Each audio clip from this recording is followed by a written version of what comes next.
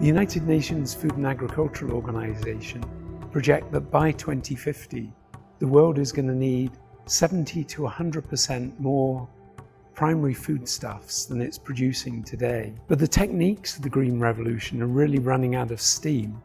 Those changes are reaching their biological limits. We need to be leveraging supercomputing far more than we are at present. Supercomputers generate enormous volumes of data. The data are just numbers, and so it's very hard to understand what those numbers are telling you. Scientific visualization is the process of taking numerical data, turning it into pictures that bring insight. At the NCSA, we do a lot of visualizations, not only for discovery, but we want to bring them to museums and for public outreach, for decision makers. We're visualizing traffic, we're visualizing tornadoes, or visualizing climate change. It brings insight, it helps solve many problems. So visualization actually can provide us insight and reveal things that we didn't know. For example, with the tornado, we found a secondary counter-rotating tornado.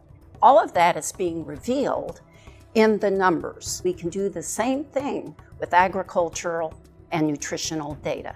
Just as we'd say a picture is worth 1,000 words to anyone else, that's equally true for plant sciences as well.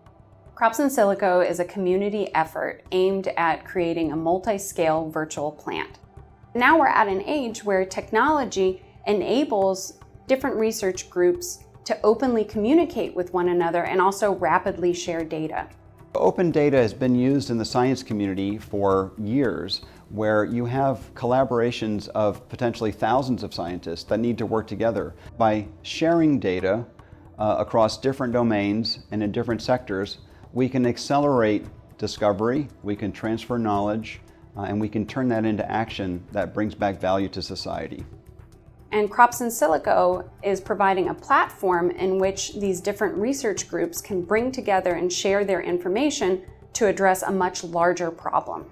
The astrophysicists have been doing these frameworks for a long time. We actually have black hole modelers now talking to plant scientists to share their information and their needs and their experiences to come up with a plan for how crops in silico can actually happen.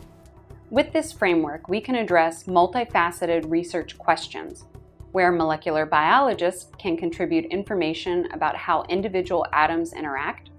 Biochemists can share research on how cells produce biological molecules in different amounts. Crop physiologists can contribute models of entire stands of plants growing over a season, and climatologists can incorporate their data about rates of climate change in different regions of the world.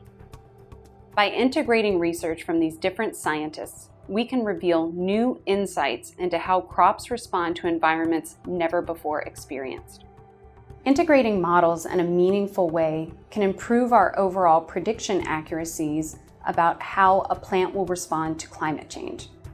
Crops in Silico will be a revolutionary tool for helping us to get to this target of 70 to 100% more yield by 2050. NCSA is a place that can bring together all of the strengths that we need. We have experts across the campus, we have partners across the country and across the world, we have industry partners, we have public policy partners, and we can bring it all together to really answer questions like what do we need to do in order to increase food output in a time of climate change. Food is a multi-billion-dollar business, and it's very complex. But the sharing of data and visualization can help solve the global food crisis.